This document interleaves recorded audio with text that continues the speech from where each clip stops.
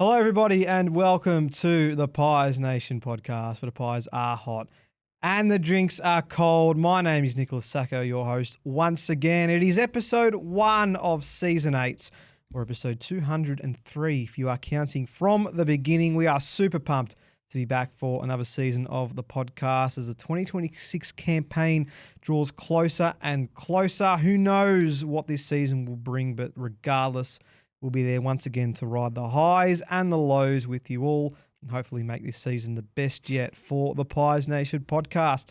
Today, we'll gloss over the off-season, the list changes, the draftees, the additions to the squad, plus we'll see what the preseason has brought to us from injuries to some of those who have stood out in the process. It's been a big one again down Collingwood way, and we're looking forward to seeing what the boys have in store for us in 2026. It's nice to be back in the seat in the Backchat studios, and it's even nicer to see two lovely faces here with me, Jack Dugan, Marcus Callahan. Welcome, boys. Great to have you back after the summer.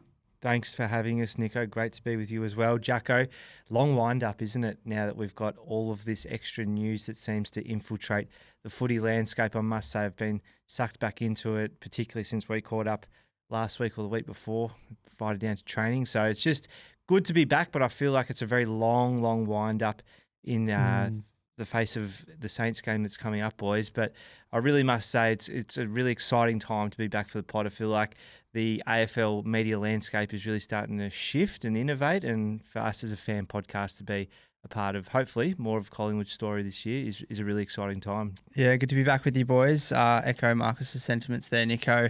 It's so good to be back in the chair, although I've got to say, for me, it feels like we were here not that long ago.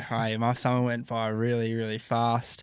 I was lucky enough to get away, so was able to switch off from footy, and I'm only just starting slowly after we were lucky enough to get invited down to training the other night to get myself back into footy mode and get excited for the season. And lucky enough for us this year, we're in Melbourne for opening round, and the Saints are only 2 weeks away. Absolutely. We were all international explorers, actually, over the summer months. So quick recap of how the last few months or so have been for you boys and away from footy season. Yeah, I made it over to India for about a month over December, January. So I didn't see Gil McLachlan over there, no. I was there before he, I think, was on his travel pursuits, but had a great time. Very, very nice time over there in Goa, India, Nico. If you're ever looking for some travel tips, be sure to reach out. But where did you make it to, Jacko? You were Europe? Yeah, I did a bit of Europe and did a lap of the UK and Ireland. So, yeah, very, very lucky to get over there. My first time over there, Nico. I'm still having dreams about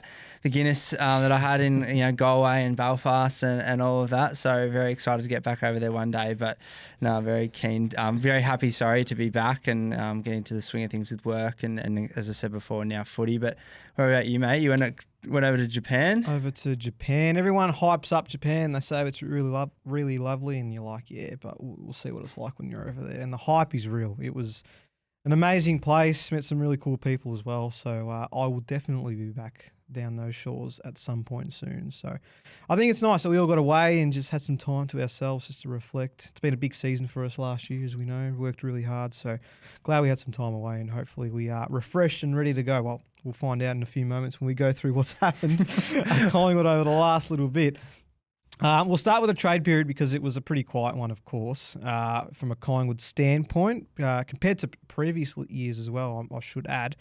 Our only inclusion was Jack Buller from Sydney, who we picked up in the trade period. He was pick 15 in the 23 mid-season draft, 11 goals in 10 games for Sydney over the last couple of years. It's a strong mark. I mean, a lot of talk about what he's going to bring to the forward line.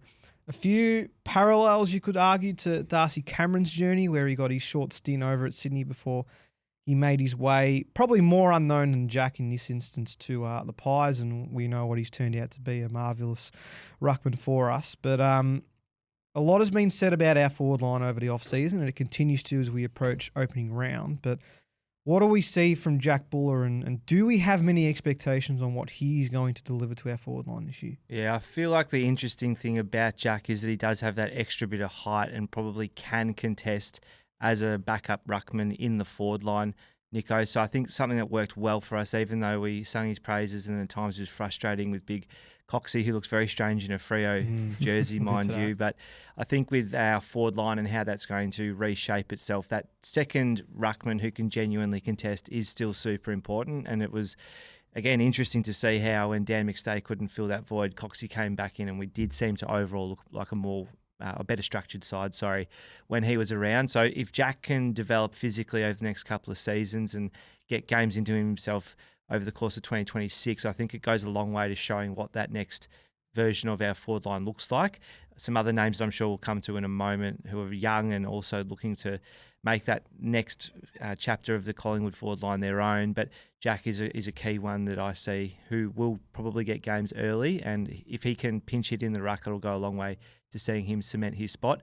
Jacko, your thoughts on the big man? Yeah, forgive the pun, Nico, but I think Coxie leaves us with big shoes to fill this year, and I think young blokes like Jack Buller are going to have a massive job and a massive role to play within our side. I worry, being a young body and having had a sample size about what some older, more physical bodies like a Dan McStay and their failures in this position. I worry having young blokes like Jack Butler, Oscar Steen, and some other names in this similar sort of position, how they're going to go up against some of the comp's best ruckmen. I think Coxie's work last year and in the years before that was incredibly underrated, with his ability just to even half the ruck contest time and time again. So the fact that he's coming out and now we're having to rely on the young talent. Yes, we've clearly looked to bring that in.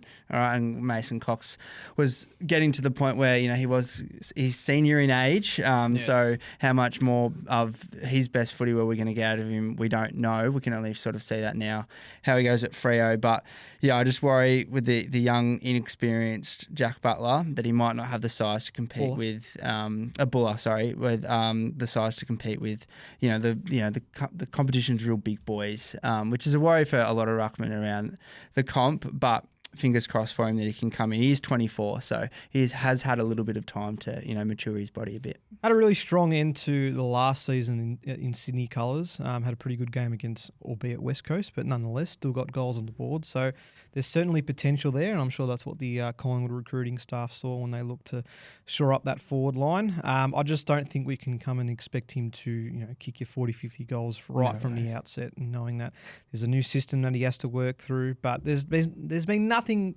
so far that suggests to me that he's going to be a bit of a concern in that forward line. But yes, maybe the body and the strength might be something too. From a structural point of view, do you think on the team sheet he's the type of guy that you'd like to go with from the start of the season, knowing that he provides that 200 plus centimetre target? Well, I think his spot goes down to himself or Charlie West. I don't know if you're playing both in this at this stage, especially if Dan McStay is fit and ready to go. You're probably playing him opening round. You've also got Tim Membry you need to consider and what his position in the side looks like too. So I'm not sure if we're going to go all out and play maybe all four of those tools at some point. I know there was some training earlier in the year where we saw Charlie West, Tim Membry and Jack Buller all on the same forward line having a run around, particularly with Dan McStay's injury. So I'm sure they're trialling a few things. I wonder if we're going to see any of that in this scratch match against North coming up. Yeah, it'll be interesting, Nico. I feel like our early season form is going to weigh heavily on that, Marcus. I reckon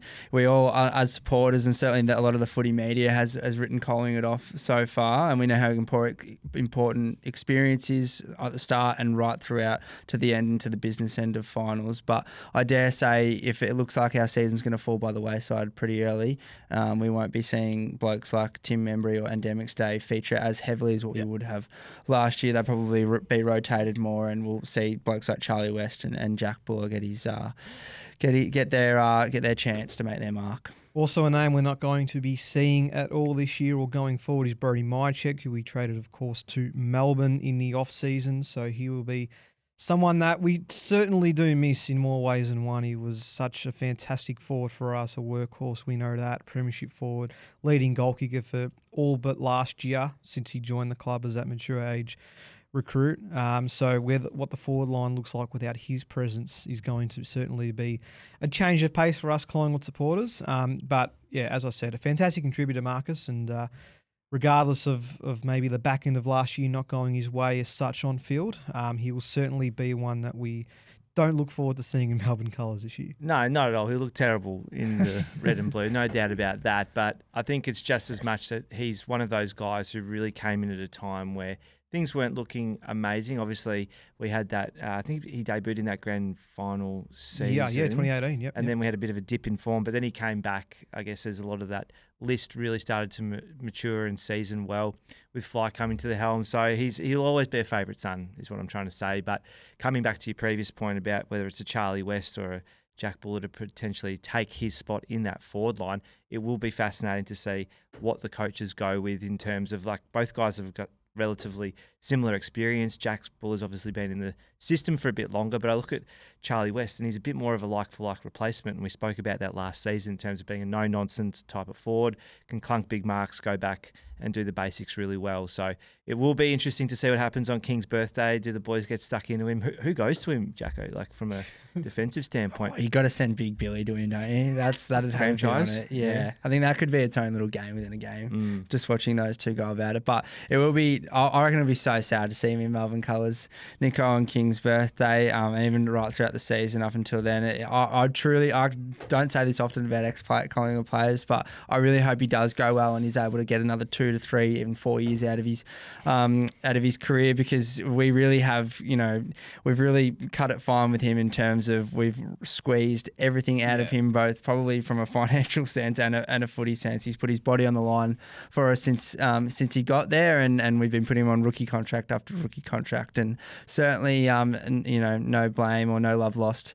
for him going over to Melbourne and trying to get a bit more from the financial side and get a bit more footy security, if you like, with the extra couple of years. So yeah, fingers crossed, apart from Queen's birthday, that he has an absolute blinder of a season. A 70-goal, 3-win season sounds about good for Brody Mychek this year. I think that would be very nice. In terms of others that departed the club over the off-season, we touched a bit on Will Hoskin-Elliott, of course, retiring at the end of last season. So we spoke a bit about that last year, but the rest were all delisting. So Mason Cox, of course, who went on to sign with Fremantle. Charlie Dean was delisted, as was Ash Johnson and Oleg Markov. We delisted Tom Mitchell, who's gone on to now retire. And then Finn McRae was delisted, and he's now been signed by West Coast for season 2026. So a few list changes there. Any that really stand out as a surprise? At first, when I first saw this list sort of go, I wasn't really too shocked by some of the names that we saw depart the club. Maybe Meso on a pure depth factor and obviously what he did at the back end of last year. But otherwise, I don't think there's going to be any major shifts with those names leaving. Yeah, again, I tend to agree with that sentiment that there's no one there that I'm thinking, geez, he really deserved another contract and should be bitter and spiteful, even though I know some of those boys probably think that they've got the capacity to still be on the Collingwood list. We really are in a transition period and you have to make tough calls. But ultimately, even though there's some favourite sons that have departed the club, Jack, I don't think there's any that we as fans think should still be there.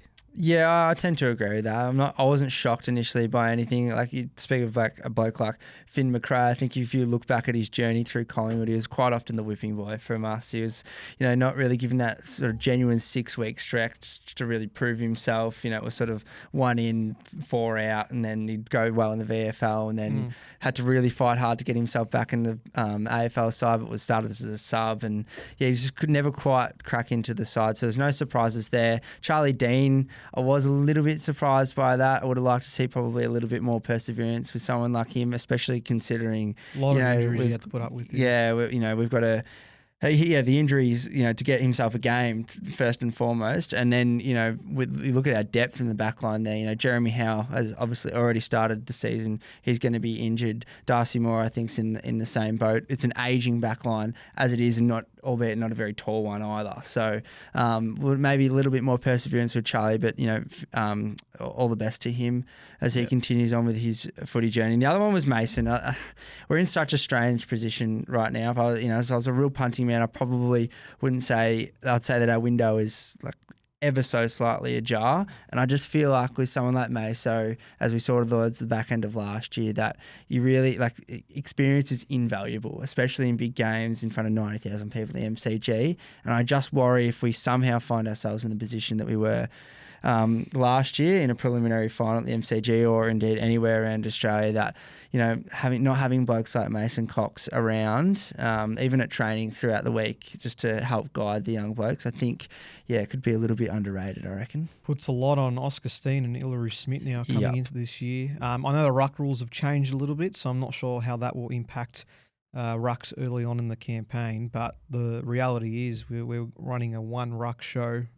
Beside the occasional Dan or Billy minutes there, it's all really on Darcy Cameron. And, if touch wood, something happens where he's injured or he does miss a week or two, then they're going to have to step up pretty quickly. Well within the realm of possibility. I mean, he's missed a bit of footy over the last couple of years, from that 2022 season, if you want to call it the Craig McRae era. It's not like he's sort of been in Mr. Invincible DC. So, I really worry about that. Yeah. And comfortable with Titch and not signing him on this year? Yeah, overall, I still think if there's one department where we've been stacked over the last probably 5 years, it's been the midfield, and probably speaks to why a guy like Finn McRae didn't get a consistent run at it, because there was better talent around him. So ultimately, I think the other thing about Tom Mitchell is that people say he's an ultimate teammate and a real professional in the way that he had high standards about the club. So I think that locker room mentality that he brought, which was really strong and always trying to do extras and get around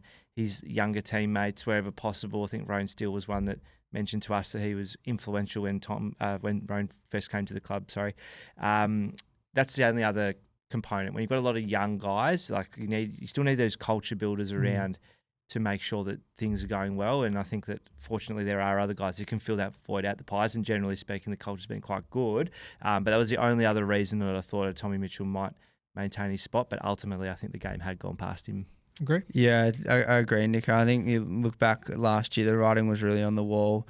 That latter half where I think he was dropped before the Hawthorn game, or maybe just after that really atrocious night that we had at the footy Nico. But look, I think what he's been able to do at Collingwood in such a short space of time will ring in our minds for a long, long time. Was instrumental in that flag in 2023. I'm a firm believer we just wouldn't have won it without him. But it does feel like now, with the way the game's evolved and fresher legs, younger legs getting on the park, that it just has gone past him just that little bit. And there's probably not as big a need for a bloke like Tom Mitchell, not just in this Collingwood side, but I think indeed in the competition. Yeah, absolutely. 5 premiership players departed the club over the off-season. Big deal. As a heads up. So, it's certainly nothing to sneeze at. In terms of the draftees, we did pick up 5 new players to join the Collingwood squad this year, 4 of them in the main draft, 1 in the rookie draft. So, Tyne Prindable was the first pick at pick 32, coming across from the Brisbane Lions Academy. The Lions deciding not to match that bid, which allowed us to go and sign him up. The midfielder, left footer, averaged 19 disposals in the national championships. Sam Swadling, I can't remember. Swadling, pick 37. He's from West Perth. Another midfielder, which I know at the time a lot of Collingwood fans, because it's bread and butter for Collingwood fans to complain that we draft midfielders, even though that's still a critical part to a football club. But anyway, seemed to have a really solid match sim as well during open training when we were there. Has got senior football experience during his time at the Waffle. Zach McCarthy, who was, of course, part of the Collingwood Next Gen Academy. Tall forward, 199 centimetres. Averaged 17 disposals as a key forward in the Coates Talent League, so that's also pretty promising. Can spend some time in the ruck. Was pretty important when playing for Vic Metro. Angus Anderson, pick 57. Swans Academy as a junior, but was BOG for Sturt in the Sandford Grand Final last year. Mature age, 22 years old. Another midfielder, but was pretty solid. One of our best in the scratch match against GWS at Latrobe, which is promising. And then the other one was J.A. Saxena. Now, I thought it was Jai, but I've actually learnt that it's pronounced J.A. And he's dual Indian heritage. Could be the first footballer to play AFL with full Indian heritage, which is outstanding. Vic Metro was part of the Next Gen Academy as well for Collingwood. Small forward, 179 centimetres. So they are the 5 that have been selected in terms of our draftees. It's been made about some of them. I mean, you don't read too much into these things early in the campaign when they haven't even really suited up for the Pies, but anyone there that stands out to you or you'll be keeping a close eye on this year? Yeah, well, 2. I had a look at Zach McCarthy quite closely, knowing he's an Oakley Chargers product and we get access to those players through the Next Gen, and I'm sure there was a lot of point strategy going on to make sure we could get him without paying too much at the draft, which we managed to execute, which was great. So really looking forward to him. We talked about the next wave of tall stocks coming through. Yes, he'll need some time to develop physically. He's quite lean at the moment as an 18, 19-year-old, but I think he's got a big future at Collingwood in seasons to come. And then Angry Anderson, he looked fantastic. He looked angry against the Giants, Nico. A few bone-crushing tackles there, and I do wonder in a midfield that we need to, I guess, get some more defensive prowess happening and someone who can come in and do a job. Maybe not in the front half of this season, but depending on how we fare with wins and losses, Jacko, will be interesting to see if a guy who's sort of physically 5 tackles he had against the Giants, by the way. Looks like he could do it already and brought down big Kieran Briggs. I mean, that was pretty impressive. No mean feat, yeah. is it? Anyone else that you've got on your radar? I was going to go down the Angry Anderson path as well, Nico. I mean, I haven't had the chance to sit down and watch any of the Giants game yet, apart from sort of check over some scores and stats. But he was one of the ones that I thought when we went down to open training the other night really stood out. Definitely. It was a bit of an arm wrestle what we had when we were, obviously when you're versing yourself, what do you make out of that? Probably not much, but it seemed like there wasn't much, inside 50s going on, at least when I got there. And he was one that to me looked to really, break the lines and, link up handball, et cetera, et cetera. So not only can he do it on the defensive side, but he didn't seem too afraid to sort of give the handball and go a la a Nick Dacos. And not that I'm going to compare apples with oranges just yet, but that sort of give and go, and then you're not afraid to be that last kick inside 50. And there was a couple where I remember he got on the end of where he had a couple of pinging shots at goal from sort of 45, 50 out. So if you can add that to his defensive game, we might have, another Bo McCreary replacement, even if Bo's going to go up the ground and spend more time in the midfield. So, yeah, exciting times. Yeah, we are short in the inside midfield of stocks, certainly. And if you can just bring some of that aggression to stoppages, that would be a big boost. I mean, 22 years old, mature age, ready, made. We've seen these players before come into the squad, Marcus, and have an immediate impact. So there's no reason why he can't be one that debuts pretty early. Yeah, no question. I think, once again, there'll be an interesting tinkering going on. We want to make sure Pendles gets his games record as quickly as possible. That's a key objective of season 2026, even though he'll say it's not about the player, but for us fans, we're all hanging out for it. But I think where he might be rested throughout the season, side bottom another one, guys like Anderson could come in and look to lock down a spot, potentially alongside a Ned Long as part of that more defensive-minded approach to the midfield, Nico. Absolutely. Let's touch on that Giants scratch match just for a moment longer. Some stats that came out during the week thanks to the Keeper League pod. Now, they've done a great job with all the games in the practice matches, just getting some basic stats for us to sort of look at. Again, cannot read too much into it. It is just a scratch match. I'm reminded very quickly that I made a bet with my brother after the Richmond scratch match last year and said that Mycheck, Membry and McStay, I can't remember what it was, maybe 100 goals between them, and that went really well. So I'm not going to get carried away this time around, I promise you. But 4 of the players that I highlighted from that scratch match, more from a statistical point of view, first of all, was Jamie Elliott, who had 18 touches and kicked 2 goals. Oscar Steen, who did majority of the ruck work, of course, no DC due to his state of origin duties. He had 19 hitouts and 5 marks. Ed Allen had 18 disposals and 2 goals. And Roan Steele, 16 touches, 6 marks and 2 goals.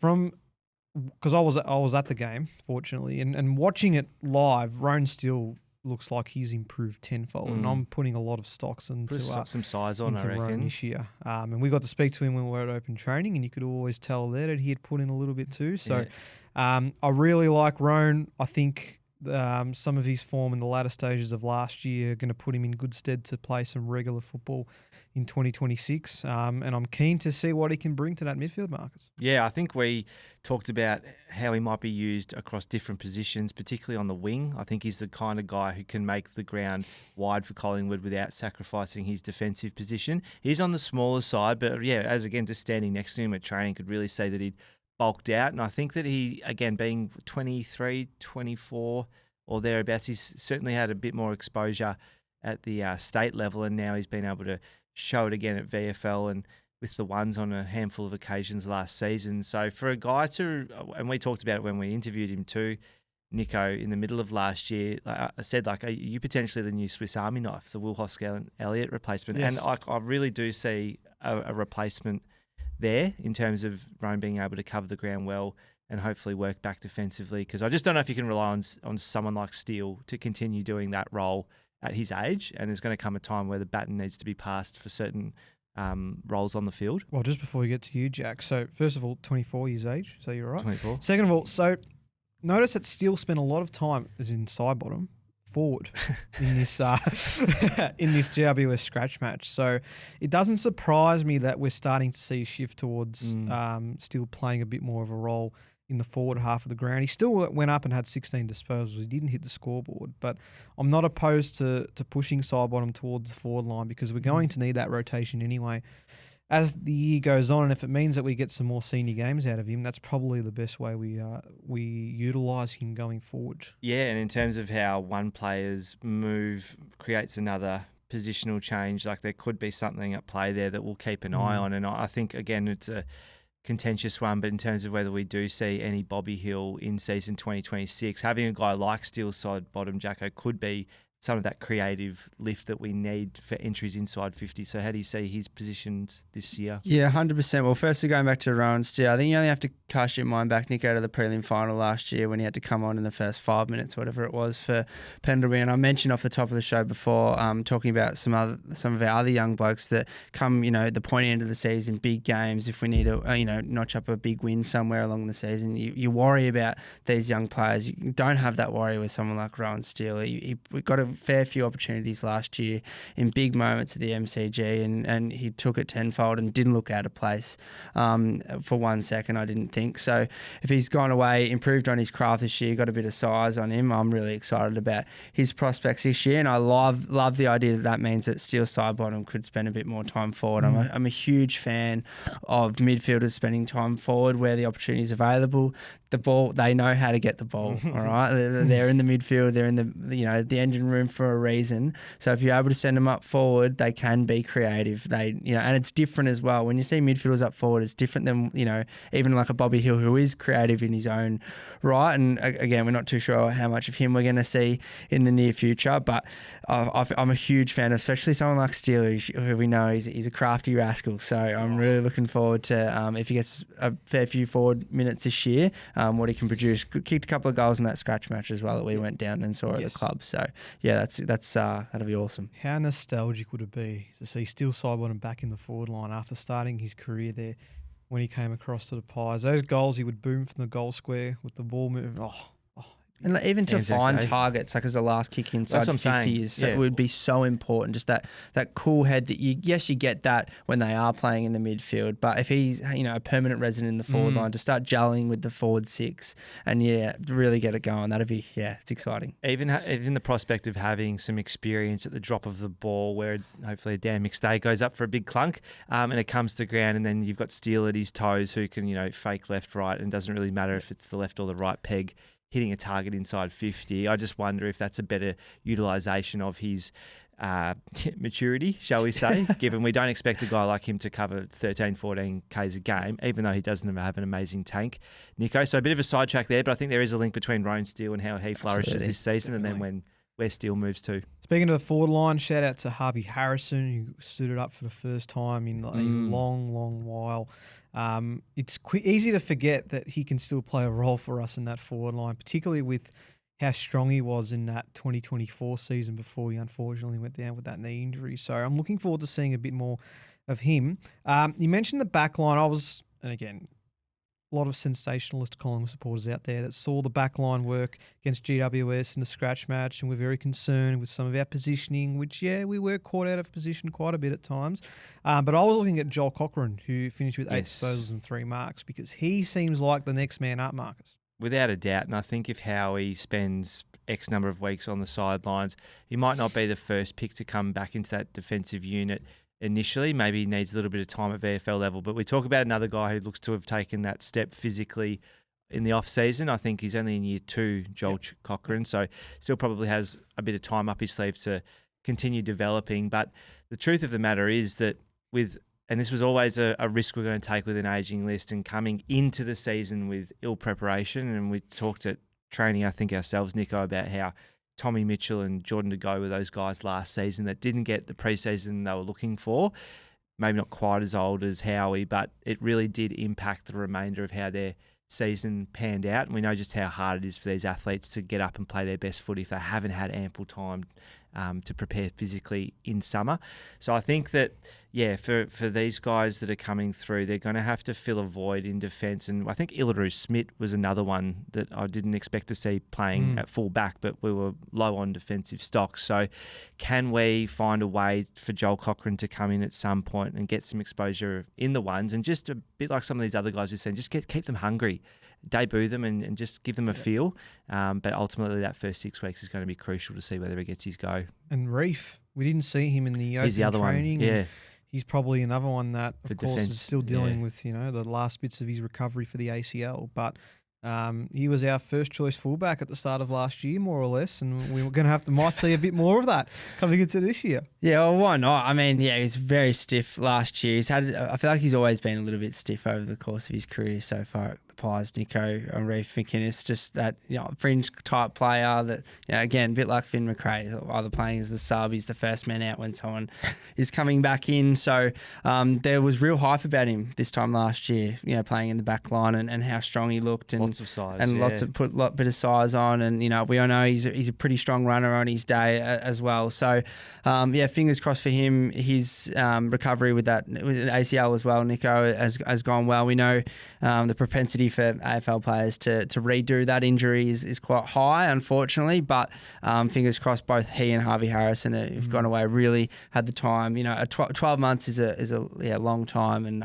fingers crossed they've done the right thing by themselves and their bodies, and they'll be able to come back fit and firing for us. Before we move to some of those injuries that we're dealing with at the moment, quick thoughts on State of Origin. Obviously great to see Nick Dacos and Darcy Cameron get a gig to represent their states. I thought it was a really high quality performance from everybody that played in that game at Optus Stadium. And for someone that was a bit sceptical as myself about whether this format would have a revival, I think there's legs for it in 2027 and moving forward. So from a Collingwood standpoint, they got through, they played well, and there were no injuries. That's all I really cared about going into that match, as I'm sure a lot of supporters for a lot of different clubs did, because there was a little bit of carnage from both sides by the end of it. But do we like it? Do we want to see more players involved? Do we think it's something we'll see going forward? Yeah, I think they must be paying the players well, because they all seem to be on board for another round next season. So if you're an A grader, you'd be licking your lips, I reckon, just for a little top up for the first practice match of the season. But look, the product was fantastic, and I think there's no questions that you'd want to be a part of that as some of the best players in the competition. And these guys are the creme de la creme and always looking to get better in some way, shape or form. And I think just being around other really strong AFL footballers makes you a better footballer, even just training, quite frankly. So Nick, when he made that tackle effort, I think on Shai Bolton, I was just like, after the Wiedering incident, I was like, just get him off. I was getting very, very worried after that. But ultimately, they both stood up, and again, 38 disposals for Nick, I think it was, and a goal. DC influential in the ruck and doing some nice things in the first quarter in particular. So great that they represented the club to the best of their abilities, and even better, Jacko, that they came off with no injuries. Yeah, for sure. I think I was a skeptic as well, Nico, worried about how hard the players would go and when not the product. Let's speak on the product first and foremost. I walked away on that is one of the best games of footy, quality-wise, I've ever seen in my life. Some of the players are out there, and what was most impressive, you had so many individual great players, but how both teams work cohesively as teams. I was a massive fan, and hopefully it comes back. But the big caveat is that when you lose your favourite player, like Carlton might, lose Jacob Wiedering for round 0 or even round 1. Matty Rao is going to miss round 0 or round 1 now because of his finger. If this is one of these things, if it happens to you, you start not being as. I'll be saying can it right now if Nick did a hammy or something. Yeah, exactly right. But I think it from a product sense, it was the perfect. I think it's been the perfect lead into footy and a much better lead into round 0 though, because it's been about a fortnight, on the night that we're recording this, since the State of Origin game, and then you've only got a couple of weeks before we start getting a week away from round 0, and then round 0 all of a sudden isn't this just wishy-washy thing that's trying to compete with the NRL. The other thing as well, while we're on that topic, is that don't compare it to the NRL State of Origin. It's never going to be that. And it's probably never going to be State of Origin what it was like back in the 80s and 90s. But by virtue of the fact that the blokes who were playing for WA back in those days and the South Australian team and whoever else, they were also playing for the Eagles, for Adelaide Crows. It's not the case anymore. It was, we're spread far and wide. Everyone's very friendly. And look, despite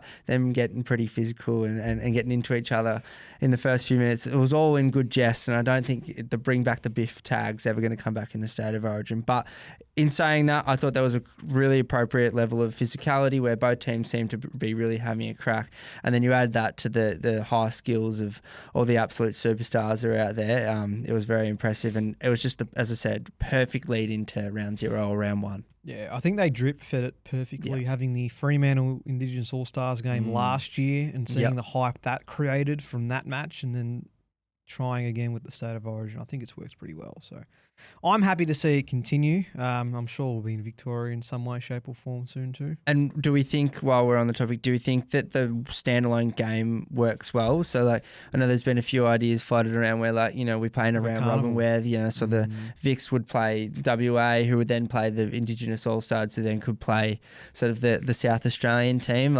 Do we still, I think it still works best just as a standalone game because of the injury thing. If they're playing, 3 or 4 games, then that's when we could get real panic stations and no good. No, I agree. And mind you, these players haven't played footy in 2 or 3 months coming into those games. You don't want them to suddenly play 3 games in the space of 3 weeks in the middle of February. So no, I agree. I think that's the way we all see it. So yeah, hopefully we do see a little bit of it going forward. So on injuries, touch wood, injury list not too bad at this time of year. There's only 3 real key ones that we need to discuss here. So 2 of them we've already mentioned in quite a bit of detail. So Darcy Moore and Jeremy Howe both with some calf issues, which is a little bit of a concern. So none of them have played any of the open training, intra-club or scratch matches. Doubtful they'll be playing against North Melbourne this week. Both unsure if they will be suiting up for the Pies in opening rounds. Jeremy Howe in particular is a bigger concern, considering he had a bit of a setback on his recovery. Darcy Moore had a little bit of a setback of his own right too.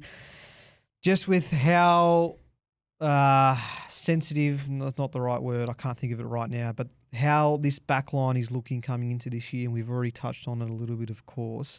See those 2 key defenders be down and likely not playing opening rounds so early in the piece does create cause for concern, particularly when we're coming up against a few pretty big opponents in the opening few weeks of the year. Do we read much into it? How much of an interrupted preseason will affect their campaigns in 2026, Marcus? I think it's enormous, honestly. I think in terms of looking at how the season goes from whether we're sort of sitting in that top 8 and maybe we drop games, but we're hopefully winning more than we lose across the course of the season, to we're absolutely clawing our way back to just try and make finals. Having our 2 defensive pillars, we know what a spiritual leader Howie is. It just came to mind, is it plausible that he has not finished a game without an injury since last season? Like, he had come back on several occasions, and then done another one and then done another one, and got through the prelim. He got through the prelim, but he was so underdone that you couldn't really say that he actually probably would have been subbed off had we not had to take Pendlebury off in the first 5 minutes. Anyway. Yeah. So it's just, it was on my mind late in the season last year, just with these injuries that were starting to pile up with some of our older guys, and I think it's going to be a massive, massive weakness for us in terms of how we exposed aerially, and we saw a little bit on show against the Giants. I know it's just one match to calm down, but that alongside the captain missing, that's a big deal. And how do we cover that when we know that we don't have a lot of tall stocks in defence? Do we see a Timmy Membry have to go and do a bit of a spare man in defence role like he did at the Saints a bit more often? It's something that we're going to have to talk about candidly, I think before the season begins, starting today, because it is unreasonable in my mind to expect young guys who are physically not there to go and line up on Max King won't be there, but a De Koning or something like that. Marshall in the first round. Marshall, like it is a problem. So let's talk about it. But Jacko, am I overstating things here, or do you think there is cause for concern given the nature of these injuries? No, not at all. I think, with casting my back to 2023, I would have said there'd be no worries with a bloke like Howie coming in sort of a little bit underdone, being though he's been around the traps for a while, he knows what he's doing. But just at the point that we are now, we don't have a Nathan Murphy to sort of back a Darcy Moore up anymore. And I think with a bloke like Jeremy Howe, who when he's fit will be in the team no matter what, and he is a senior head, you're probably not going to run him through the VFL just to test the waters anymore like you might have 2 or 3 years ago. And I think we're at a bit of really, as Marcus said, like really, really precarious stage, Nico, where it could go one way or the other. And when you're just throwing kids out there and trying to cover the holes, you can get opened up pretty quickly. I don't want to throw shade at him or anything, but we saw with how much Charlie Dean and how exposed he looks at times this year. More speaking to his counterpart, Darcy Moore, I think this is a really, really, really like sort of one way or the other year for Darcy, not just for him, getting himself right from a fitness point of view, but I think if he doesn't really pull his finger out this year and lead from the back, so to speak, and have more games like that Adelaide's semi-final than qualifying final, than what he had 100%. Throughout the rest of the year, I think he could probably kiss the captaincy goodbye at the end of this year, and it will go to as we look to sort of transition to another phase of our journey under Craig McRae. And look, that is taking nothing away from the sort of captain he's been since Craig's come on board. He's been perfect from a PR sense, both from a leadership on field sense. I do think his footy's let him down, more recently. So I think this year for Darcy, personally, and for as a captain, is absolutely massive. And so fingers crossed. I'd be really, if I was him and I was the club, I'd be taking every measure to make sure that when he does come back, he comes back fit and firing. Like if he doesn't play the first couple of rounds, that's okay, as long as when he's back, he's coming back at his best. So I think there's a really big story there, Nico. Yeah, and that's a fair point to make considering what he has served from an purely an on-field perspective over the last 12 months. But yes, we do need him to come back sooner rather than later. I think having the first 2 games and then the bye might change things up a little bit, and you wouldn't be opposed to not seeing that duo in particular come back until after that very early bye stage, and hopefully that does mean that they're getting a bit more of a proper run at it, and then when they do come back, they're ready to play some more consistent football. So, what are your thoughts on Jack's statement just there about the captaincy and Darcy going forward? Because I was going to touch on the leadership group anyway, with the fact that he's staying on as captain. We've got Braden Maynard and Nick Dacos as vice, DC. Isaac Quainer and Jamie Elliott remaining in the leadership group, with the addition, of course, of Lockie Schultz, which is a fantastic achievement in its own right, considering where he was in his own football career 12 months ago. But there is starting to be a bit more of a consensus around Collingwood fans that Darcy Moore's time as captain is coming to an end. Has that been accelerated by his form, or is this purely because of the fact that we've got the up-and-coming superstar of Nick Dacos ready to take that mantle? I think Nick provides that upward pressure on the decision, and I think the really cutthroat, ruthless thing would have been to keep Darcy in, but know that Nick's there is probably the first choice vice captain, and it looks like he's going to get the opportunity to toss the coin by virtue of what's happened to Darcy. But there's no question that Nick wants it, and I think that would have been discussed in-house for probably at least the last 12 months. Like, what's the succession plan here? And we talked about whether Nick having time in the captain's seat with Pendles around might also bring some benefit. But ultimately, Darcy has done nothing wrong in terms of the way he's carried himself off the field. There just comes a point where you need your captain out there more often than not, and you need him playing well more often than not. And so we've seen that in seasons gone by, but this really will be a crucial year to determine whether we get to the end of season 2026 and it's like no-brainer. Nick needs to be captain now because Darcy's only played 12 to 15 games. I don't think that's enough, quite frankly, to be the captain of a footy club and to know that you're going to be out there helping this next generation of players that are going to be by your side, where Nick's going to be playing for 5 to 10 more years, whereas Darcy Moore might only be maybe 3. We exactly. don't know. So you've got to start, again, this comes back to that tension of like, we want to play in the now if this premiership window is still ajar, but then we've also got to be thinking about what that next wave looks like. And it's a scary proposition, but all footy clubs go through it. We're just in it right now, Jack. Yeah, and I think it's going to, like the way we view that's going to change so much over the course of this year. To the Nick Dacos incumbent chat, is it that obvious? Like, is he ready for that? Like, I'm not that convinced. Like, I'm not that convinced yet. I'm also, as much as I'm not convinced that, you know, Darcy's going to be our captain next year, I'm also not convinced that this is the right time to promote Nick Dacos. And the reason I say that is obviously he gets a lot of attention. Like, he gets so much attention week in, week out. He's still a very young man. Like, he's still 23, 24. 23. Yeah. So 2021 he was drafted. So someone's screaming down the radio at me, telling me how old he is. But he's still a very young man. 23. Right. And it just, that succession thing, maybe I've still got scars about the whole Malthouse Buckley situation, very different set of circumstances, I know. But I'm not sure that I know he's a very capable footballer, and I know he'd be very capable at leading from the front.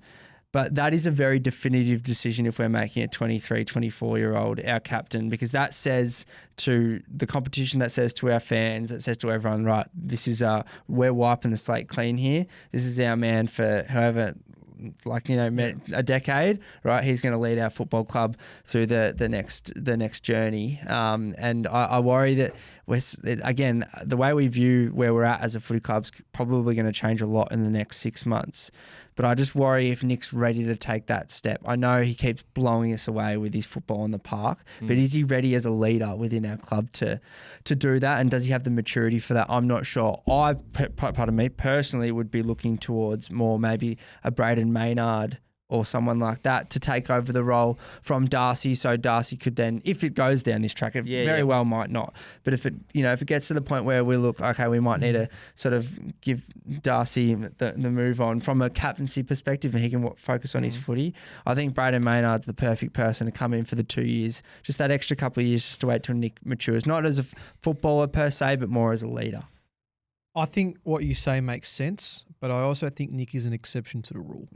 I really do. He's a Joel Selwood type talent. I think we could have made Nick captain this year and we wouldn't have seen a change either in his on-field performance. And if anything, he would have been a better leader with both Darce and Scott Pendlebury still in the system coming into this year. He flirted with the captaincy a little bit last year, taking over for a couple of games. I think he's just one of those exceptions that would come in, and I think Joel Selwood is the perfect comparison to what he would be like as a leader. He's got the experience, his football brain is already at an exceptional level for somebody his age. Like, he's going to be at the 100-game mark very soon in his own career, and he's not even 24. So I think those factors make sense for a lot of other players in Nick's position, but I think... But can he do that and lead, Nico? Like, all those points you make are excellent points about being, you know, a lead at footy and making great decisions in his football brain's great. But can he do that and conduct?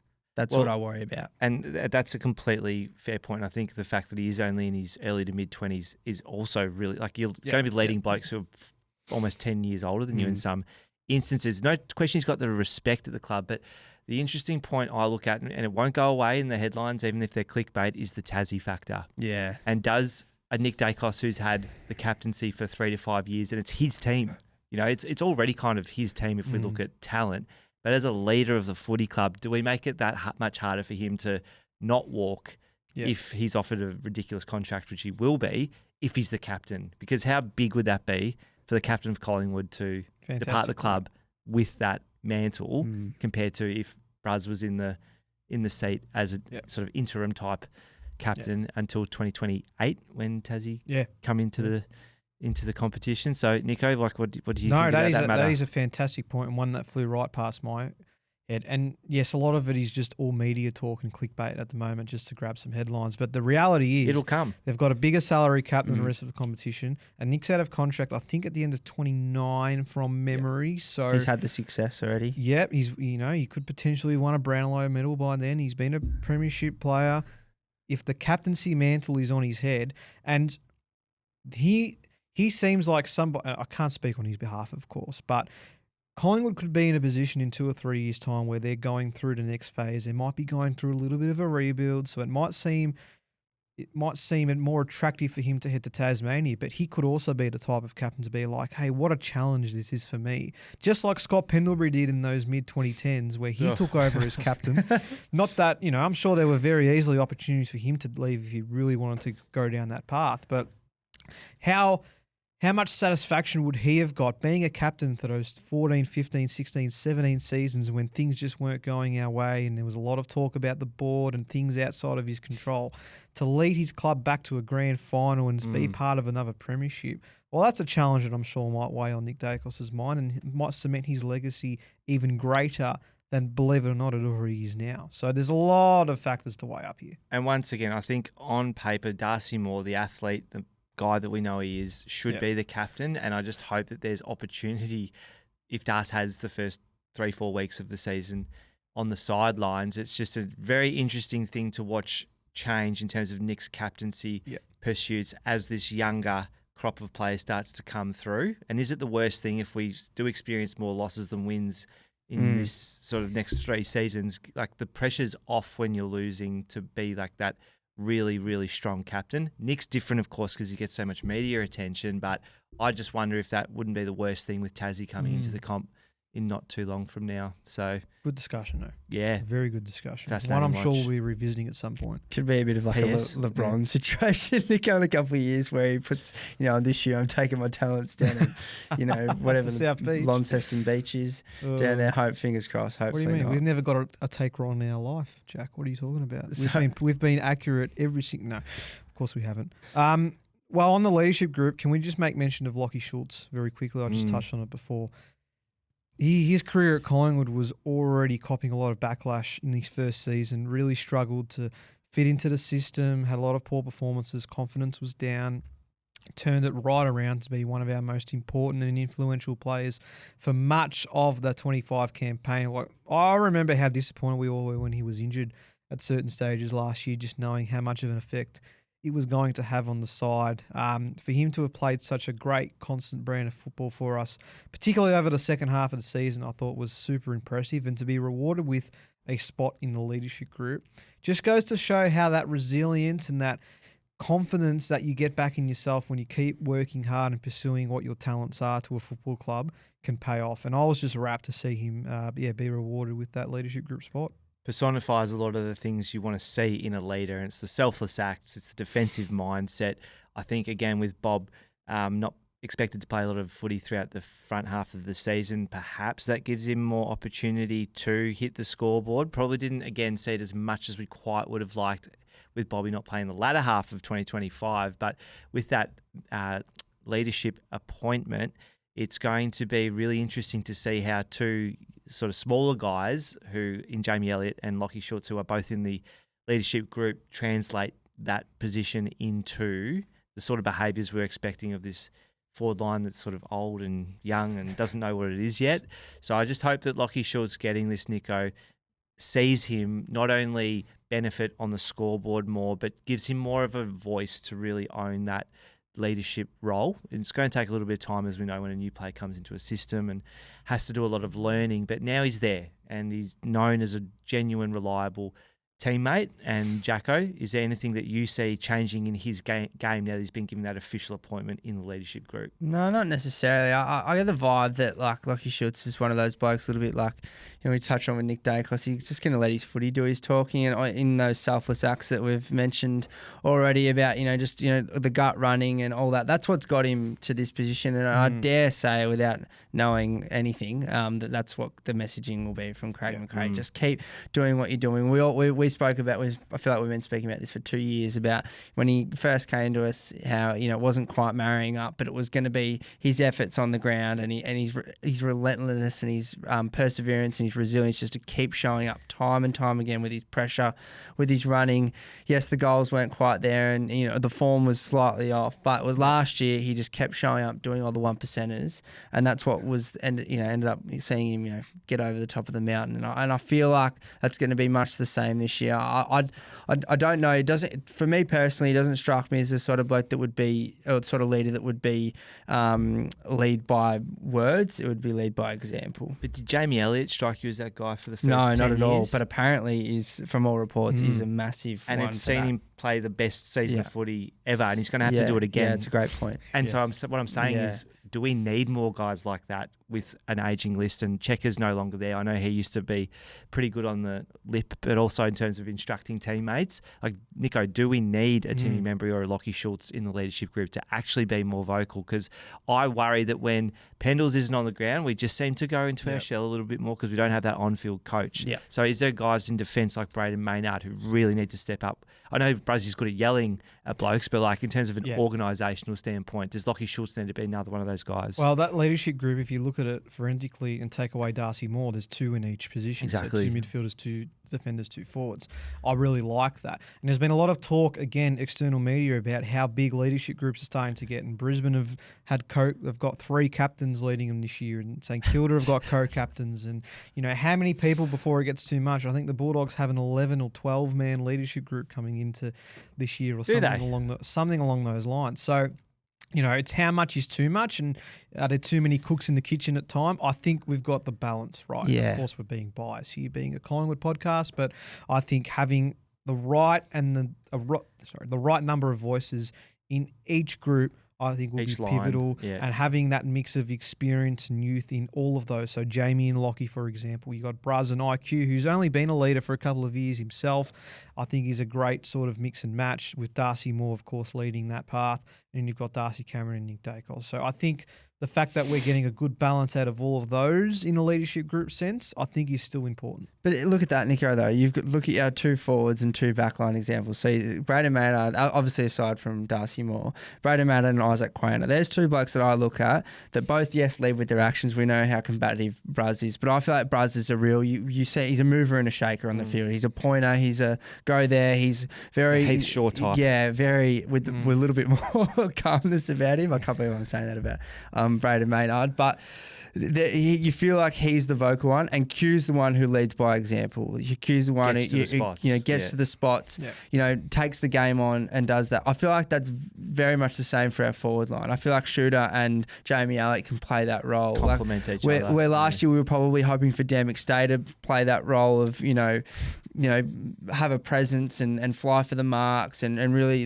sort of throw his weight around. And not to be last year, there's an opportunity for him, hopefully at some stage this year to do that. But that's how I see it going. Jamie Elliott he's done it. He's been there, done that. You can. I'm sure all the Carlton supporters love watching the replays and Essendon supporters as well while we're at it. But of him clutching up and taking games by the scruff of the neck.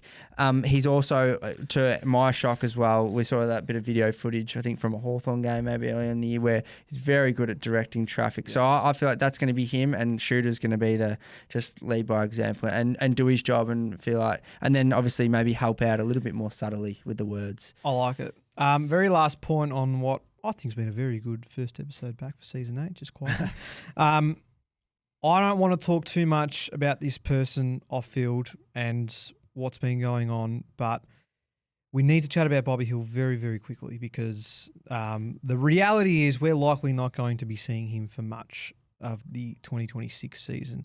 Coaches and players have been quoted in the media saying they're hopeful that he might come back. He hasn't been at the club since very early this year.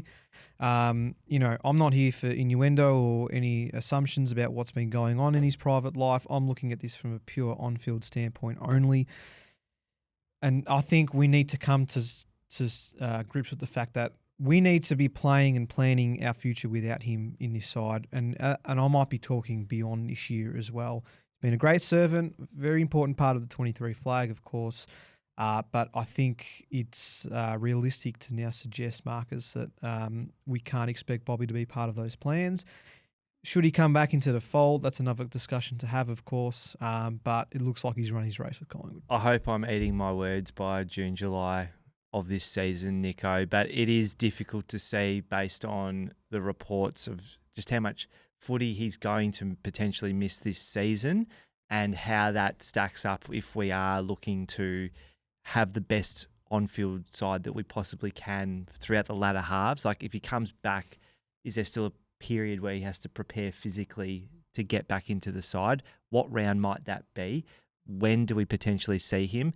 What sort of other issues are created by a guy being on the list who's not there at training due to his own private life and what needs to be managed there? But I just struggle to see how, based on how things progressed last year and the opportunities that were created closer towards finals, and then clearly there's still a lot of stuff that needs to be managed with his health and well-being first and foremost before a return to the field is possible, and just how much more time are we willing to give to Bobby, not really knowing what the outcome will be. So again, I really hope I'm eating my words mid-year and hopefully things become a bit clearer, Jacko, but where do you see things stacking up if you have to be ruthlessly honest about the situation with Bob? Yeah, look, it's not looking good. I think I've kind of just, whatever thoughts I had about him coming back and having, an impact in this side have sort of fallen to the wayside now. I think that health and well-being piece is really important now. I think we, as Melburnians, as Collingwood supporters, as footy people, we always, focus on when they can get back and get playing footy. But I think we owe it to Bobby considering, what he's been able to give to us in his time at Collingwood on the footy field. We owe it to him now, just to wish him well and, whatever's going on with him that, he's able to sort of get himself right. He's a young man, Nico. I'm 26 years old this year. Bobby Hill's 26. So to see, his footy career and his life fall apart a little bit over the last 12 months, it's you put that into comparison, it's pretty full on. And so I think Bobby the person needs to get right this year for mine before I even think about him playing any kind of footy, whether it be for Collingwood or whoever. So that's where my sort of heart and head is lying with this at the moment, and it's just a very realistic example of how quickly things can fall to the wayside, and obviously it's been publicised, lots of rumours, lots of innuendo that we don't want to get ourselves entrapped in. But I think this year for Bobby is just about getting himself back on track, getting back with the people that care and love for him, and fingers crossed that he can come good firstly as a person, and if he's able to come play some footy for the Pies at some stage, or even just get himself back playing AFL footy again, I think that'd be a monumental effort. We saw how hard it was last year. He was a massive part of our team for the first 6 months of the year before things started going a little bit wrong, and then how hard it was for him to come back into the side, how hard it was him to have that match fitness, and that was in a season where he'd already done a pre-season, where he'd already played game after game after game for, I think, with the game before our bye or just after it was the Saints game at Marvel, which could have been one of the last times we saw him, and he was reasonably influential in that game. So it's a bloody hard game to play at the elite level, Nico, if you're underdone. So, but as I said, first and foremost, Bobby just needs to get himself right and back on track, I reckon. Yes, well said. All right, I think that will do. I want some big predictions from you next week, boys. So get yourself thinking. I'm very intrigued to see where you're going to go, because it's so, we say it every year with Collingwood, there's so much unknown. You don't know what you're going to expect with the Collingwood's campaign. And as we've seen before, our predictions either are really, really great or so far off the mark it's not funny. But yes, get your prediction in your mind ticking, boys. I think. And importantly, we'll have a little fan survey going out. Chat about that for a sec. Which will be made available in the show notes or through our Instagram account. And essentially, Nico, it's just a short survey just to gauge some fan sentiment. And obviously, where you get Speak Pie and Ask Pies Nations and these types of segments going, but we thought, why not ask some important questions relating to the shape of our list, where we think the side's going to finish this year, and then bring in some basic insights just to help gauge where things might start the season. And then that respondent or that fan that's the most accurate will review all the results at the end of the season and see if they might join us on the pod as well. So lovely. We'll make sure that's posted on the appropriate channels. Beautiful. All right, Marcus, Jack, thank you, boys. Thanks for having me, Nico. Good to be back, boys. Footy's back. This is exciting times. I think I'm more excited in the last 60 minutes than I have been for footy for a long, long time. So really looking forward to it. Really good to see you, boys, and looking forward to next week. Thank you, Nico. All right, until next week, I've been Nicholas Sacco. You've been listening to or watching the Pies Nation podcast, where the pies are hot and the drinks are cold.